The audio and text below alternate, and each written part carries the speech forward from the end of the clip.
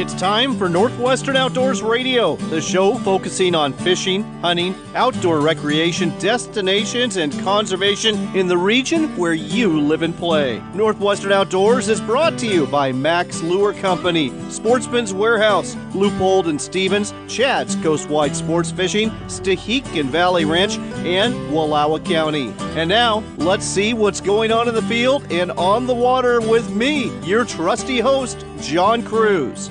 We've got a great show for you this week, recorded on the land and on the waters around Port Hardy at the north end of Vancouver Island in British Columbia. That's where my son David, my daughter Faith, and I spent 4 days, 3 of them on the water, catching salmon, halibut, and bottom fish with Chad's Coastwide Sports Fishing. Chad Calder owns this guide service, and we partner with him on this show. But folks, believe me, when I tell you this, he runs a world-class operation that is truly stress-free. You simply get yourself to Port Hardy, check into the Glen Lion Inn. It's right at the marina where he docks his boats. And the next morning, you walk down to the boats, step on board a sturdy Grady White, and then you go fishing. Your lodging, your meals, as well as your fish processing and packing is all taken care of for you. Like I said, a stress-free experience, and couple that with a fantastic fishing and a surprisingly affordable price, and you've got an Alaska-style saltwater fishing adventure available in BC for about half the price. You can start finding out more about it by going to coastwidesportsfishing.com. During this show, we'll talk to Chad Calder about all of this. He guided us to a lights-out, fantastic morning of salmon fishing I'll never forget that we'll be sharing with you later in this show. We'll also talk to one of my favorite guides who you may have heard us talking to last year, Bryan Ramage. He took us fishing for 2 days and he got us into a whole bunch of good fish. Bryan's going to break down the gear they use at Chad's Coastwide Sports Fishing that gets them into the fish year in and year out. He'll start off with the boat and work his way all the way down to the rod, reel, and the bait he puts on the hook at the end of your line. When you're on the water here, be sure to bring your camera. That's because wildlife is abundant, especially marine mammals. I got to see a breaching humpback whale. I mean, fully out of the water in a half twist. If it was an Olympic score, it would have been a 10. Also got to see sea lions, seals, porpoises, and even sea otters during our time on the water. On land, there's a nice trail that starts at the Glen Lion Inn, perfect for walking off your dinner, that will take you to the Quatse Salmon Stewardship Center just outside of town. Part salmon hatchery, part educational center. This place is definitely worth the visit, and Janine McCormick was kind enough to show us around the facilities and answer our questions. Answers we'll share with you on the show. In addition to all of this, Bob Loomis is with us for an extended Max Minute to talk about pink salmon fishing. And as usual, we've got your Sportsman's Warehouse Trivia Question of the Week, where you get the chance to win the $25 gift card we give away every episode from America's Premier Outfitter. But before we take you to the north end of Vancouver Island in BC, we need to take you to the tri-state region of Montana, Idaho, and Wyoming, known as the Greater Yellowstone Ecosystem. The Department of Interior wants to take grizzly bears off the endangered species list in this area, and David Sparks dives into that topic on this week's edition of Sportsman Spotlight, which is brought to you by the Ag Information Network of the West and sponsored by Chad's Coastwide Sports Fishing.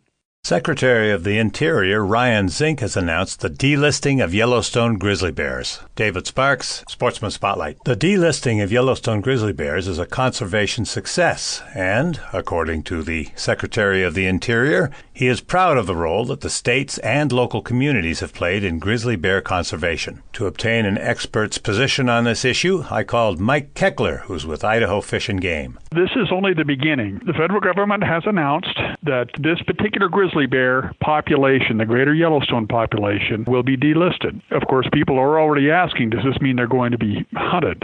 That decision has not been made. Yet we do have rules in place.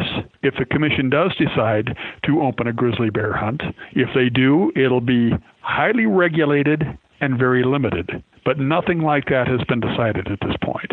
This is something that Fish and Game in Idaho, in Montana, and Wyoming have been working for 45 years to take over the management of these species. We've been involved from the start, and this is an amazing conservation story, considering in 1975 there were barely 100 bears, and now we've got over 700. It's quite remarkable what's occurred over that period of time. In fact, a team of federal and state scientists has monitored and researched the greater Yellowstone population for a long time, and their efforts have documented a robust and viable population. This is David Sparks for Sportsman's Spotlight.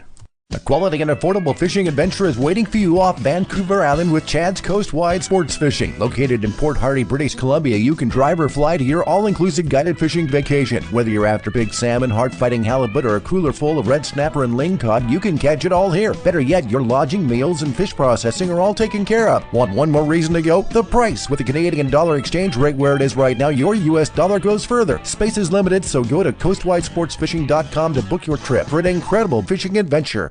At Leupold Optics, they guarantee performance. Those other optics companies, they just warranty failure. That's why every Leupold product has a lifetime guarantee. Think of it as a warranty you'll never need to cash in on. Find out more at leupold.com. With an Evinrude motor and Minn Kota trawler and Lowrance fish finder or two, we push off the dock just before 5 o'clock and go sailing off into the blue.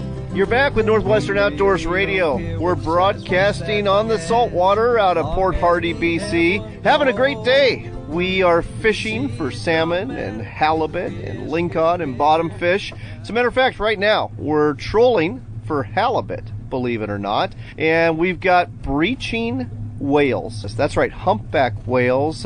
We're in amongst the birds and some bait fish. It's been an incredible day on the water, and for that, we have to thank our guide. His name is Bryan Ramage. He works for Chad's Coastwide Sports Fishing out of Port Hardy, BC. Bryan, thanks for a fantastic day. Oh, you're very welcome, John. Glad to have you aboard. So, Bryan, let's spend some time today talking not about the fishing so much, but the gear you use day in and day out to catch these fish. And I guess we'll start off with the most important piece, the boat itself. Now, you and the other guides, Chad's Coastwide Sports Fishing, use Grady White boats. They're fiberglass boats. They've got a wide beam. Why do you like them so much? They're built tough. These things handle big water. They cut through the heavy seas that we face. We fish quite a bit in open ocean and, close to shore mainly, but we do see some heavy water, and these things just plow through it like bulldozers. They're great boats. Oh, they really are. And, they have the cockpit so you can get in out of the weather, which is nice. They've also got a berth underneath and an enclosed head, which comes in handy, too. Let's go ahead and talk about the next thing here. Fiberglass versus aluminum. As a matter of fact, as we're trolling around here, there's a couple of aluminum boats around, but most of them up here out of Port Hardy are fiberglass boats. And is that just because they handle the chop and the waves a little bit better, or why is it? We use, some older boats up here. It's not brand new equipment, and they've stood the test of time. They're working out pretty well for us. There's some great new hull designs in the aluminum market as well. Chad got on board with Grady White early on because of their reputation. They're solid. They just keep going and going and going. Let's go ahead and talk next about the rods and the reels. So one of the things I love about fishing up here in BC in the saltwater is you're not using level wind reels, you're not using spinning reels, you're using these single action reels, and the ones you're using in particular, they're just gorgeous gold color Islander reels, aren't they? That's correct. Yep, they're built right here on Vancouver Island. Quality product. They've got a great warranty with them, and they just seem to do what we like to do very well. The single action reels, commonly referred to as knuckle busters. Quite often we get a rude lesson on how they work. But it's a 1-to-1 ratio with the fish, so it makes it quite sporting. When that fish wants to go, you really, really need to get your hand out of the way, or they live up to their nickname, the Knuckle Buster, as those handles start spinning around. If you try to stuff your fingers in there, you're in for a world of hurt, no doubt about it. No doubt about it indeed, but folks, they work great and they are indeed beautiful, and you've got them on some new rods this year, some Okuma rods, and I like Okuma. The price point on these rods tends to be very good. The quality seems to be good as well. I understand you really like these too. I do. You know, they've got a lot of backbone for turning some of these heavy fish that we find. Because we started using these things for even trolling for halibut every now and again. You know, you get into a halibut that's 100, 120 pounds, and you can still lift these things off the bottom. Plenty of backbone, and the components they use, they beat a lot of the other rods hands down. Metal oxide on the guide stands up way better than the ceramics, which we found were chipping and causing line breaks here, there, and everywhere. They've run nice long foregrips with the rubber heat shrink tube on them, which is easy to get a hold of. So we've got the rods, we've got the reels. I understand you use 30-pound tests. Is it mono? Yeah, we use 30-pound monofilament line on the reels themselves, and leaders go from 40-pound for some of our bait rigs with the anchovies and spoons. But when we start running these big hoochies, which mimic squids incredibly well, we tend to step it up a little bit, especially with the halibut. These things, both the Chinook and the halibut, have incredibly sharp teeth. You can look at my hands and see, and they tend to saw through leaders in no time flat. If they take that bait deep and get that leader into their teeth, you say bye-bye pretty quick. So we've got some 70-pound leader and 50-pound leader that we run for some of the baits as well, just to get them into the fish and keep them into the fish. And that brings me to my next point here, is what we're using. Now, we've been using hoochies that are exactly the same size as squid, and for good reason. We caught a nice Chinook today, and I noticed that when we catch fish, you check to see what's in the stomach. And out of one Chinook, how many squid do we get out of it?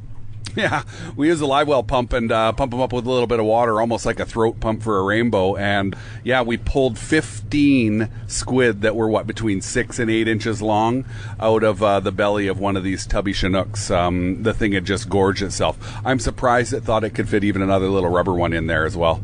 I'll tell you what, though, the rubber ones you've got completely match the hatch, so to speak. When it comes to these squid, the color is spot on, and you don't even use scent on yours, do you? No.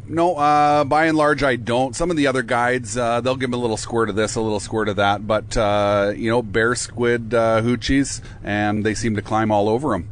Last but not least, let's talk about the fact this is a controlled depth fishery. You've got to have your offering down by the bottom, and you like to use Scotty Downriggers for that purpose. Yep, Scotty Downriggers, again, built on Vancouver Island, great reputation, great warranties on these things, and they take a lot of abuse. We use these day in and day out. I don't know how many drops a day we use on these things.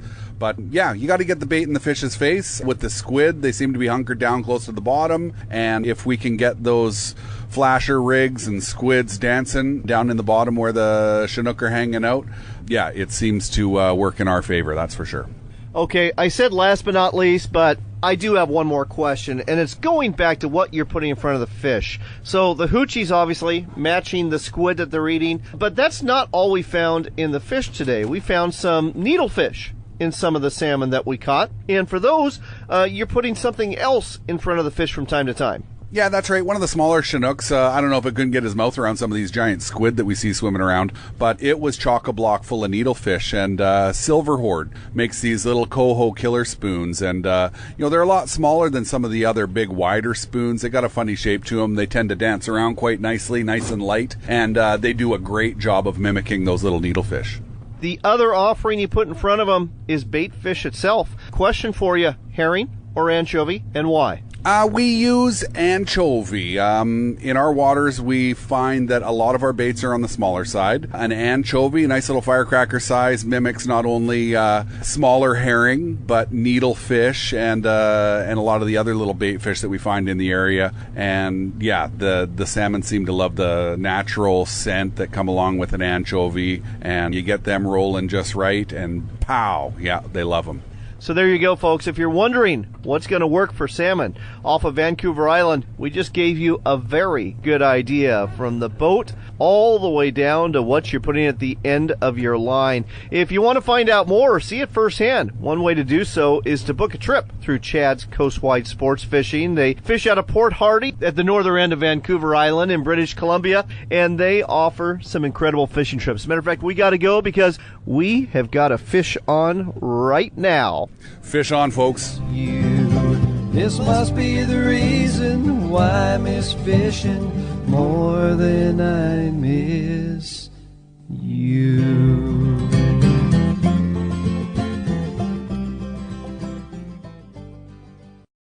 Two huge events for hunters and anglers are coming to the Northwest. The first is the Washington Sportsman Show, January 24th to the 28th at the Fairgrounds in Puyallup. As big as this show is, the Pacific Northwest Sportsman Show at Portland's Expo Center is even bigger, with even more outfitters, retailers, boat dealers, and free seminars galore. You won't want to miss these shows, January 24th to the 28th in Puyallup and February 7th to the 11th in Portland.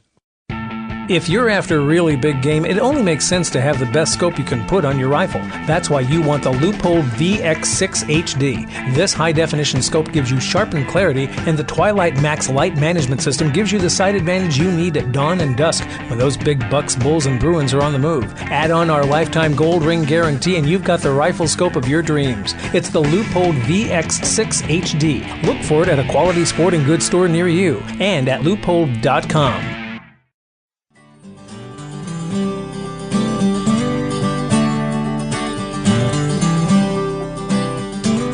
Back with more of the great outdoors on Northwestern Outdoors Radio with John Cruz. Yep, it's that time again. It's time for another extended Max Minute. Fish on! Brought to you every week by Max Lure Company. With us here again is Bob Loomis with Max Lure Company. Bob, summer is here, and it is a pink year. Those pinks are going to start showing up in August in Puget Sound. What would you recommend for folks who are targeting them to get a few in the boat? Anything pink. Well, this is true. And, I've got memories of literally casting spoons towards shore from boats to catch pinks. I've seen people catch them on hoochies. I've been on shore. I've caught them with buzz bombs. I mean, there's all sorts of different ways to do it. But let's just say you're in a boat. What would you do? I would be running either double D Dodgers or a large Slingblade, along with some other type of like a sockeye squidder, something along those lines where you get a little bit heavier leader. The sockeye squidder sounds like a great idea. Perfect size for those pinks, which tend to run, 2 to 4 pounds on average. And again, pink seems to be the only color that works. Yeah, it works well. All right, well, there you go, folks. If you're looking for something to catch pinks and you're in the boat, consider the sockeye squidder from Max Lure Company. It'll work for those sockeye on Baker Lake and Lake Wenatchee in the freshwater, and it's going to work for those pinks in Puget Sound, too. Look for them in a sporting goods store near you or online at maxlure.com. Tired of the noise, the hustle and bustle of the city? Then find your solitude in the lands of Wallowa County. Bring your camping gear and hike into the Eagle Cap Wilderness. Explore the Zumwalt Prairie. Rise with the sun on the Wallowas and hear the early morning stirring of the wildlife. Smell the fresh coffee, the sizzling bacon, and the crackle of the fire. This is a good life, and it's waiting for you in Northeast Oregon's Wallowa County. Come and enjoy one of Oregon's 7 wonders, and you'll wonder why you haven't been here before. Your getaway starts at WallowaCountyChamber.com.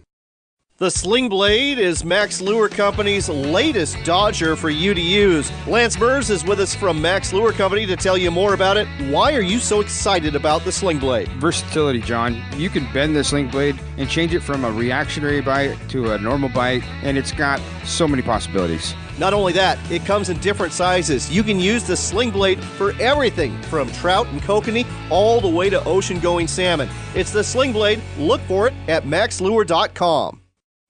Sportsman's Warehouse is America's premier outfitter and has the quality gear you need for hunting, fishing, camping, and more. Our knowledgeable and friendly staff will help you find the right product so you get the most out of your time in the field or on the water. In addition to stocking superior clothing and outdoor equipment, we offer in-store events and seminars so you can enjoy a successful adventure. With over 70 stores located in the United States, it's easy to find a Sportsman's Warehouse store near you. Find out more at sportsmanswarehouse.com. At Loophole Optics, they guarantee performance. Those other optics companies, they just warranty failure. That's why every Loophole product has a lifetime guarantee. Think of it as a warranty you'll never need to cash in on. Find out more at loophole.com.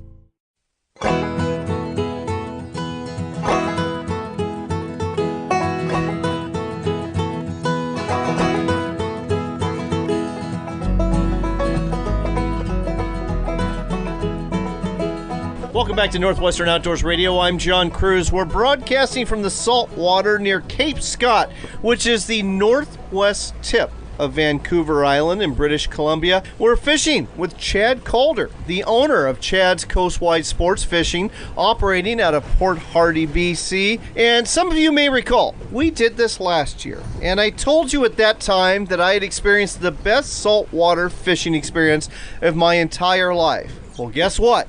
I just experienced the best saltwater salmon fishing experience of my entire life, and it took place in the space of an hour. Chad, thanks for an awesome morning. Oh, you're very welcome, John. Yeah, right now, this time of year, we're just seeing a horde of king salmon here, just milling around off just north of Port Hardy here, and it's really some of the best fishing we've seen in years. Well, it sure is. I mean, literally, our lines were not in the water more than about 30 minutes. As a matter of fact, Chad just ran away from the microphone because he's hooking up another fish right now. So, this is crazy. Now, we've already got 10 fish. Yeah. And here's another one that's being hooked, and my son, our assistant producer for the show, David Cruz, is taking his hand. He's going to reel this one in. This is just off the charts crazy, and I know it's not always this good, but you're telling me this is not uncommon. No, especially at this time of year. These fish are just milling around at the top here. There's lots of bait around. They're getting ready. They'll be here for about another month, and they'll start heading south to get to their rivers. And you're right. This is insanely good fishing right now, but even on an average, it's half as good as this, and it's still incredibly good fishing. This one's getting released, folks, because number one, it was small, and number two, we're right at our limit. We've got a couple of folks on the boat here with us, but we're getting to be pretty picky at this point, but that doesn't keep the fish off the line. They just keep biting. And what's bringing these fish to the area, like you said, Chad, is the bait. And we've got a couple of different types of bait that they're eating right here.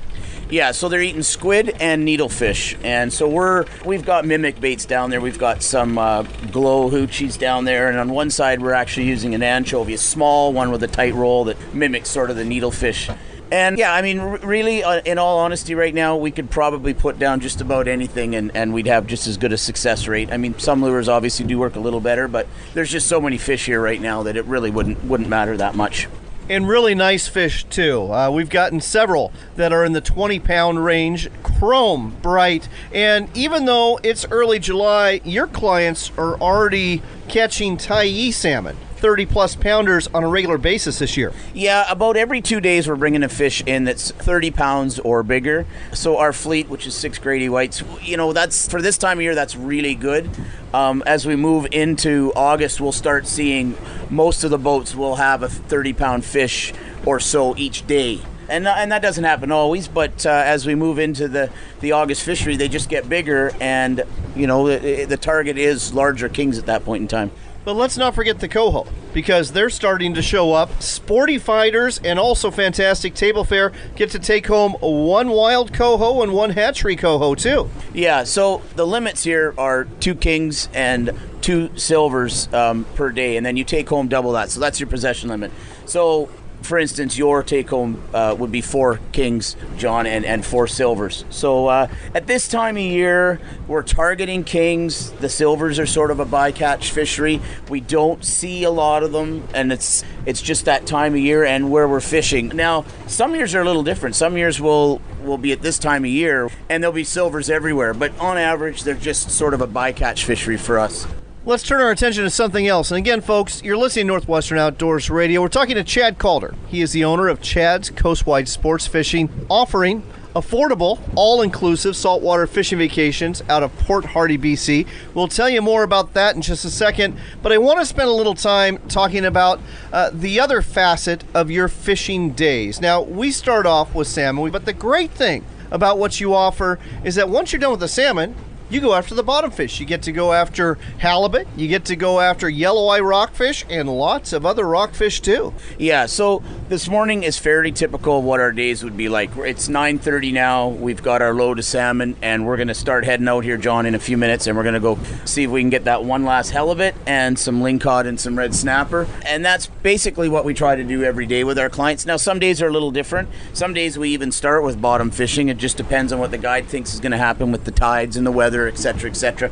But the one beautiful thing is when you fish with us, there's lots of options. And yesterday, when we came back, I was really impressed by one of the halibut that was on the dock there, right around 70 pounds, right at the top end of the mark. You're allowed one halibut a day, 2 in possession, but it's kind of weird. You've got a slot limit going. Why don't you explain that for our listeners? Yeah, so in Canada, anywhere you fish, there's a slot limit. And the upper fish can be 133 centimeters, and the bottom fish is 83 centimeters. So when you're up here fishing with us, you try to get one that's close to the 133, and then another one that's close to the 83, and those two you can take home. And of course, you've got the lingcod. We forgot to mention that. And those lings, delicious fish, and they're very respectable size here. Yeah, now the main staple of our fishery here is salmon and halibut, and then the third facet is of your rockfish and your lingcod. So we catch an extensive amount of lingcod and rockfish, but that is our third targeted fishery here. So normally it's a salmon and halibut fishery, and then, throughout the day we'll go and try to catch some of those other species. It depends on what we want to do during the day. All right, we're already starting to run short on time, but I want to explain to people exactly how a fishing trip with you works. Now, number one, folks, the exchange rate, if you're a U.S. listener, is definitely in your favor this year, and it has been for the last couple of years. So you're going to get a lot more bang for your buck in terms of the money. As a matter of fact, I would dare say a fishing trip with Chad is about half the price you're going to pay for a similar experience in Alaska. But it's just as good. You don't have to go as far. As a matter of fact, most of our listeners can drive to Port Hardy and bring home a whole bunch of fish back. So let's talk about how you set people up in terms of accommodations and food. Okay, so John, it's really quite simple with us. We are not a lodge facility, but we are all-inclusive. So what that means is we have an oceanfront hotel in town that we have rooms already booked, and you simply check into that hotel. You'll have a welcome letter with your name. And then one thing that we do that's completely different than anybody else is we have diners cards. So it's dine out, all-inclusive. So there's 5 different pubs and restaurants in town, and you simply take your diners card with you, order anything you want off of any of the menus at any given time, and it gets billed to us. And folks, I can tell you the accommodations are great. We are at the Glen Lion Inn. It's right there at the marina, literally steps away from the boat you're going to step on every morning. The food is good too. We've eaten at 3 different places: Sporty's, Captain Hardy's, and the restaurant that's at the Glen Lion. Great meals every night.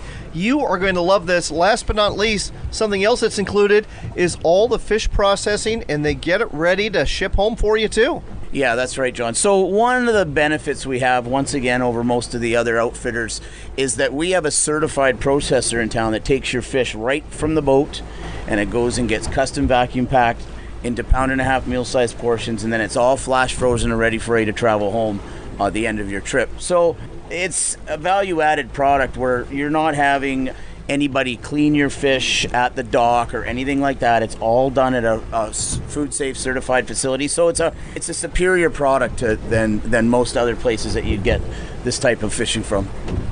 Well, folks, I can't say enough good things about the experience here and about the fishing either. If you want to find out more, go to the website. It's really simple, coastwidesportsfishing.com. That's coastwidesportsfishing.com. They are booked up for 2017, but it's not too early to book for next year, and you probably better do it sooner than later because they have lots of return clientele. The reason why, the fishing's good, the package is great, and it's a wonderful experience. Chad, thanks for sharing that wonderful experience with me and my family on Northwestern Outdoors Radio. Oh, you're very welcome, John, and we'll see you next year.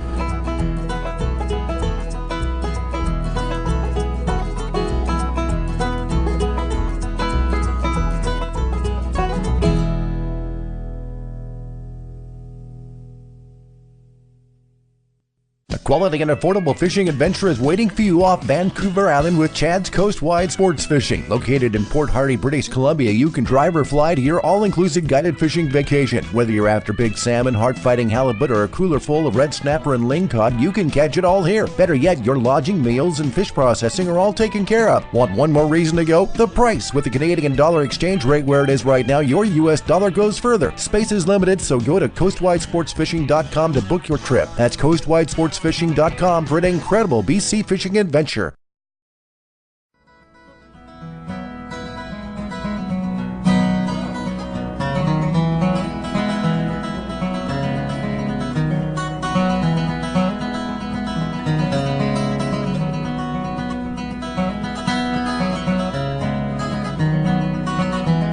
You're back with Northwestern Outdoors Radio. It's our Chad's Coastwide Sports Fishing Port Hardy edition, but we've got some outdoors news for you too, and we're going to start off with some advice from the state of Oregon about how to release wild steelhead and, for that matter, salmon too. Because in the vast majority of the Northwest, you can't keep a wild steelhead and have to immediately release it if you catch it. The same goes for wild chinook, coho, and sockeye in several Northwest river systems. So, how do you tell if you have a wild fish? Look for the adipose fin. That's the little fin on the back between the dorsal fin and the tail fin. If it's there, you've got a wild fish, and more than likely, you've got to let it go. If it's clipped and heeled over, it's a hatchery fish, and there's a good chance, depending on the regulations governing the stream you're fishing on, that you can keep it. Here's those tips from the Oregon Department of Fish and Wildlife on releasing wild fish so they have the best chance of surviving their encounter with you so they can swim upstream to spawn and make more fish, and that means more return. First off, consider using barbless hooks even when it's not required. This goes a long ways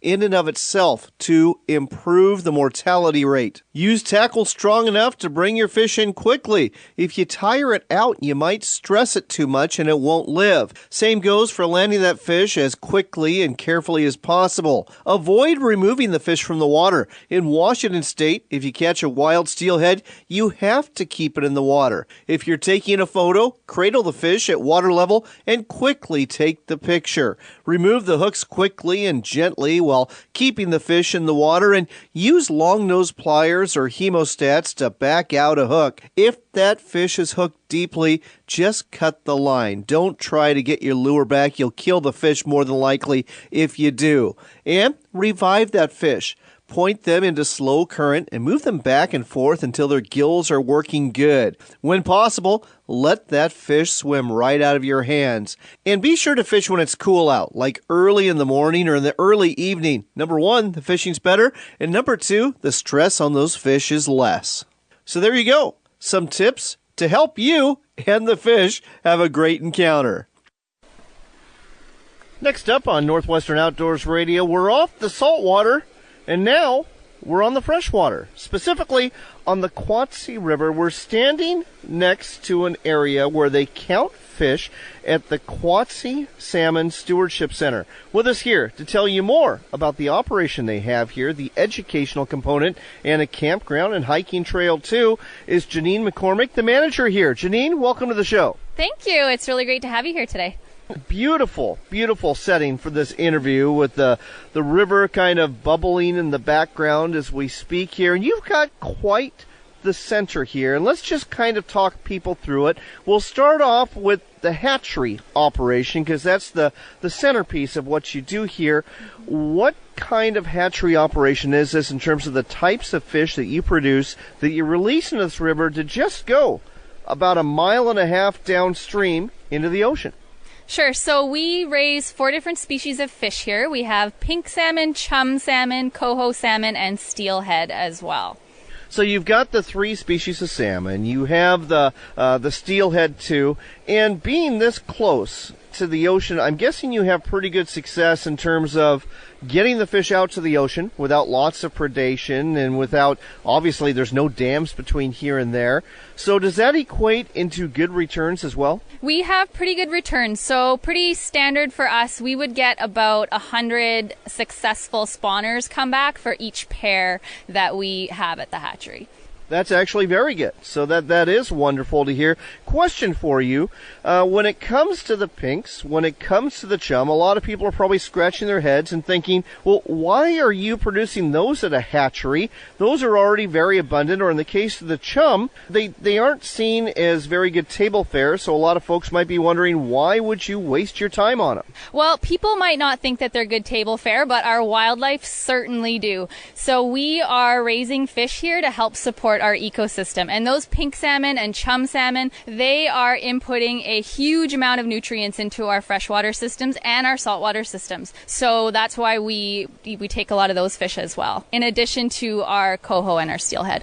And let's talk about that for a minute, because I think so many people, when they come to think about hatcheries, they think about what's in it for me as the fisherman in terms of the fish they're going to hold up or the fish they're going to take home. But when it comes to contributing to the ecosystem, when these salmon spawn, how does that help the ecosystem and all sorts of wildlife that depends on it? Sure. So after those fish, when they're making their way up the river, we know that salmon, that's the end of their life cycle, right? After they spawn, that's the end of their life cycle. They die. But on the way and after they die, they're feeding everything along the way. So as they're making their way up the river, we've got wildlife like bears. We've got wolves here that are eating our fish. We've got otters. We've got all kinds of animals that are utilizing those fish as they come up the river and after they die. And those animals, in turn, as they're dragging those carcasses off into the forest, they're fertilizing our forests. And as they're doing that, they're growing our plants and our trees. They're creating habitat for more salmon, which in turn creates habitat for things like insect larvae that are living in the river, which are eventually feeding our little baby salmon, our little salmon fry. So it's a whole cycle, and that's why they're so important. They're really making everything grow and everything exist here on the coast. You explain that and a whole lot more at the really nice Stewardship Center that you have here that's open to the public. When is this open? This is really nice. The exhibits that you have here and the tours that you give, very educational and very well done. Thank you. Yeah, we're open mid-May to the end of September to the public. July and August, we're open 7 days a week for people to come and visit us. And then the rest of the year, we are open for school programs. So we have many, many local school kids that come here to learn about salmon and learn about their habitat and everything related to salmon.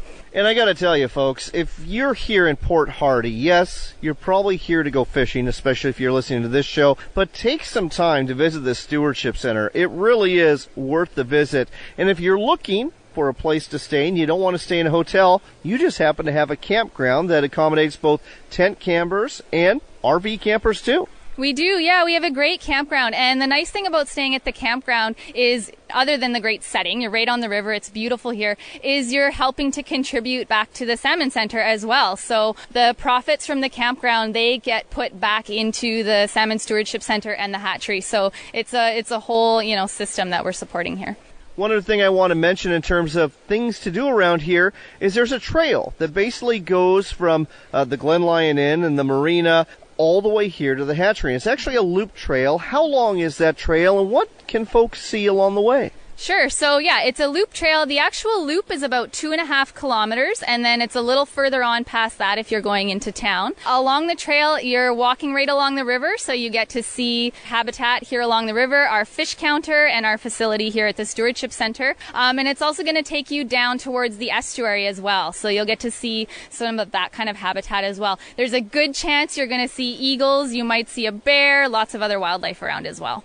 Last but not least, the Stewardship Center here, it got up and running, as did the hatchery, through government funding, but you rely on the public for support. So one way to support this place obviously is to stay at the campground, and folks, they got full hookups in terms of the water and electricity, and they've got a dump site too for you. Again, you can walk the trail in the evening, check out the Stewardship Center and the hatchery operation, but another way to do it is by visiting the Stewardship Center and donating when you do. Yeah, for sure. So we definitely rely big on donations. We are quite happy to accept that, and memberships as well. You can visit our website, www.thesalmoncenter.org, and that's center with an R-E up in Canada, so don't forget that part, and learn more about us there, for sure. All right, one more time with the website. Sure. It is www.thesalmoncenter.org, and it's center with an R-E. There you go. It is the Quatse Salmon Stewardship Center. Well worth a visit the next time you find yourself at the north end of Vancouver Island in Port Hardy. Great setting. Again, go hiking, check out the center, maybe camp here too. It's just right outside of town, but it's a beautiful venue to spend a couple of hours at. Thanks for sharing this all with us and with our listeners on Northwestern Outdoors Radio. Thanks for coming so much, and enjoy the rest of your trip to the North Island.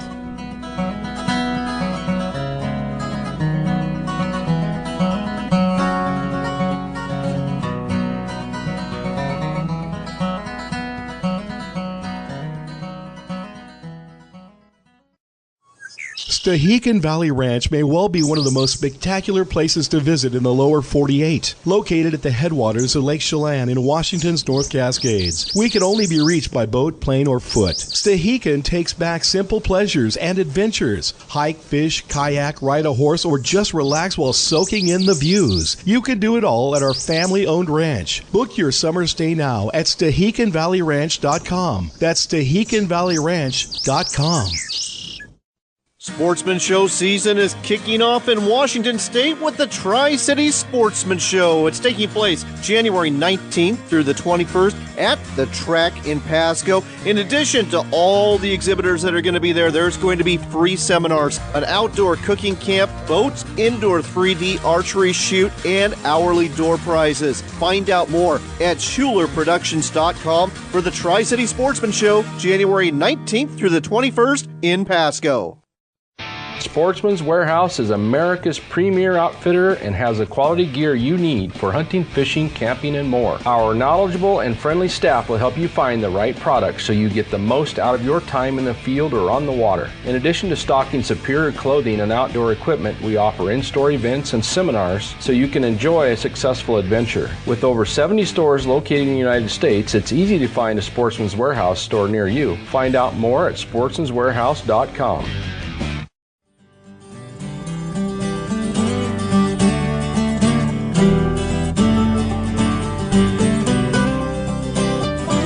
We've got time for one more shot of Northwestern Outdoors Radio with John Cruz.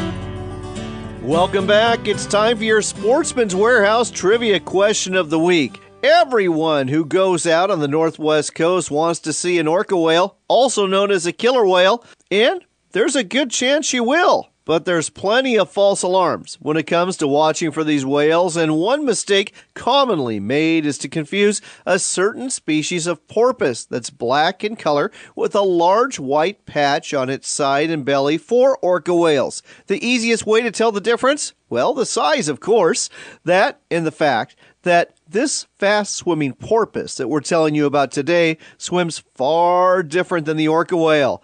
Do you know the name of this porpoise, which is found only in the North Pacific Ocean? I'll give you a hint. The name of this porpoise is also shared by a species of sheep. So, if you think you know the answer, go to our Facebook page. You'll find that at Northwestern Outdoors Radio. Like our page, look for the posts, give us your answer there. Or if you prefer, go to our website at northwesternoutdoors.com and give us your answer there. While you're on the web, be sure to listen to a recent edition of Northwestern Outdoors at that same website, northwesternoutdoors.com. You can also catch this show and our sister show in a couple of other places. One place to do so is on an internet radio station you'll find at RenoViolaOutdoors.com. That's the home of WRVO Radio. Want to thank Chad Calder, Bryan Ramage, and the rest of the crew at Chad's Coastwide Sportsfishing for another incredible saltwater fishing vacation, you can have one of these great adventures too. Simply go to their website. It's coastwidesportsfishing.com. That's coastwidesportsfishing.com for an absolutely incredible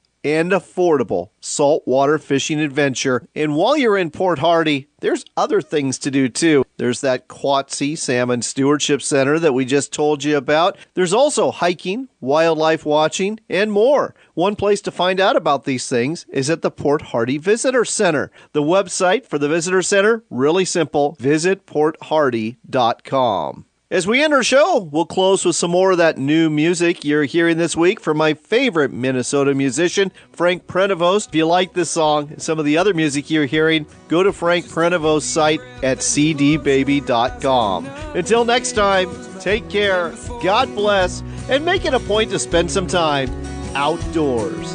Tomorrow is yesterday.